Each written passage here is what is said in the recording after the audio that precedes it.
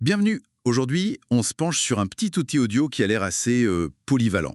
La table de mixage Lomo AM GT6. Oui, On a quelques infos sous la main, des bouts de manuel, des specs techniques, quelques images. mhm, Et l'idée, c'est de voir ensemble ce qu'elle propose vraiment, concrètement. exactement.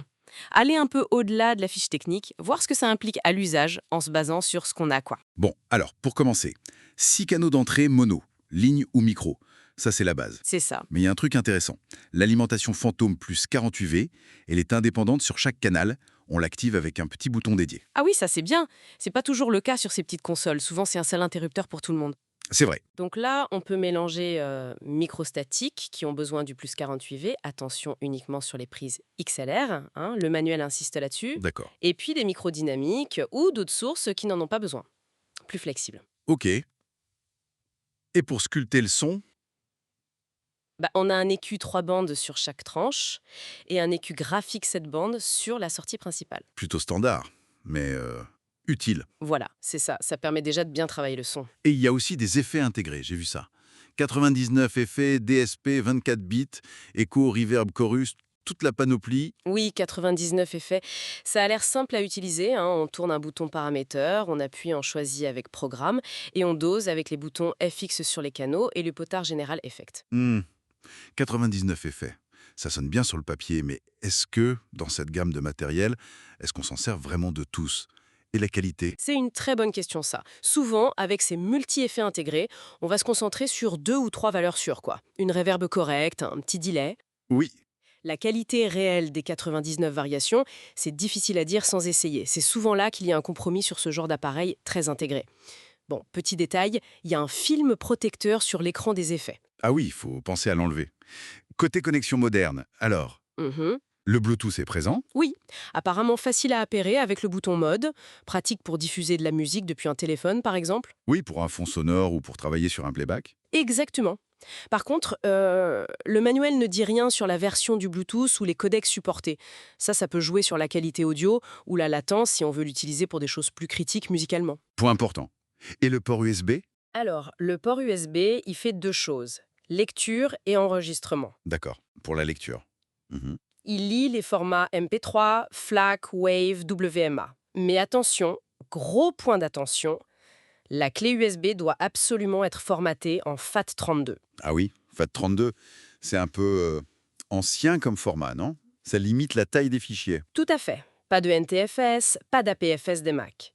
Et FAT32, ça limite les fichiers à 4 Go maximum.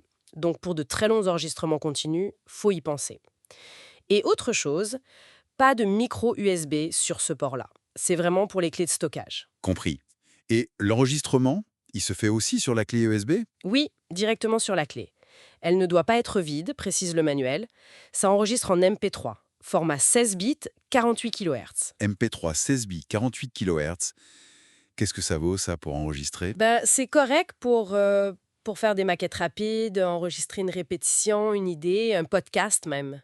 D'accord. Mais c'est pas considéré comme un format pro pour de la production musicale sérieuse où on préfère du non compressé, souvent en 24 bits. Donc c'est plus une fonction d'appoint, très pratique, mais pas un enregistreur de studio multipiste haute fidélité. Ok, fonction bloc-notes audio, en quelque sorte. Et le volume de ce qui vient de l'USB ou du Bluetooth, on le gère comment? Alors ça passe par le contrôle du canal 4 USB et bien sûr par le fader master général. Logique. Et on a aussi des sorties aux. Deux, j'ai vu. Type TS, donc mono. À quoi ça sert principalement? C'est très utile pour créer des circuits de retour pour les musiciens sur scène, par exemple. Leur envoyer un mix personnalisé dans leurs écouteurs ou retour de scène. C'est en mono, mais souvent suffisant pour ça. D'accord. Pour le monitoring. Oui, ou alors pour brancher des effets externes. Un égaliseur, un compresseur, une réverb externe. Le niveau se règle avec les boutons AUX sur chaque canal et les potards généraux AUX1 et AUX2. Et on peut même envoyer les effets internes vers la sortie AUX1.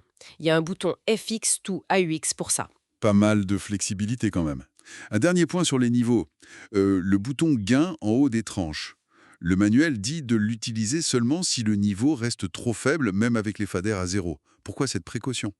Parce que le gain, c'est vraiment le préamplificateur. L'augmenter, ça augmente le niveau du signal, mais ça peut aussi augmenter le bruit de fond généré par l'électronique elle-même. Ah oui, le souffle. Exactement. Donc l'idée, c'est de mettre les faders, canal et master sur leur position nominale, souvent marquée 0 ou U pour Unity Gain, et d'ajuster le gain pour avoir un bon niveau sans saturer. Il y a un indicateur pic qui s'allume si ça sature, il faut éviter qu'il reste allumé. D'accord, donc on règle le gain juste ce qu'il faut et après on affine avec le fader du canal. C'est la bonne méthode, oui.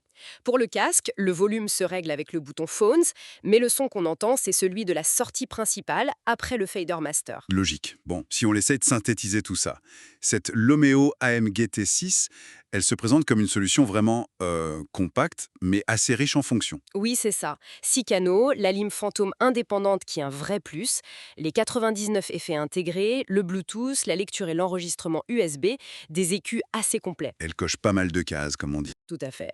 Pour, euh, pour un petit home studio, pour des petites formations en live, des créateurs de contenu, elle semble assez polyvalente sur le papier. Mais il y a toujours un mais avec ce genre de produit tout en un et accessible. Disons qu'il faut rester conscient que l'intégration de tant de fonctions dans un format aussi compact et à un certain niveau de prix implique forcément des compromis quelque part. Oui. Peut-être sur la qualité absolue des préamplis par rapport à des modèles dédiés plus chers ou la finesse réelle des effets, comme on disait. C'est le jeu de l'intégration. Donc pour résumer les points forts, Mhm. polyvalence des entrées, le plus 48V flexible, le côté pratique du Bluetooth et de l'USB, même avec ses limites. Oui, les effets intégrés qui peuvent dépanner et une section IQ qui fait le travail. Voilà. Et pour finir, peut-être une question pour réfléchir un peu. Oui, on pourrait se demander, dans quelle mesure est-ce que ces consoles compactes, abordables et bourrées de fonctions comme le sans-fil, l'enregistrement direct, les effets, redéfinissent les possibilités pour les musiciens nomades ou les créateurs avec des budgets serrés. Comment ça change la donne par rapport aux équipements traditionnels, souvent plus spécialisés, plus gros, plus chers? Bonne question. C'est vrai que ça démocratise pas mal de choses. C'est une tendance intéressante à observer dans le matériel audio actuel en tout cas.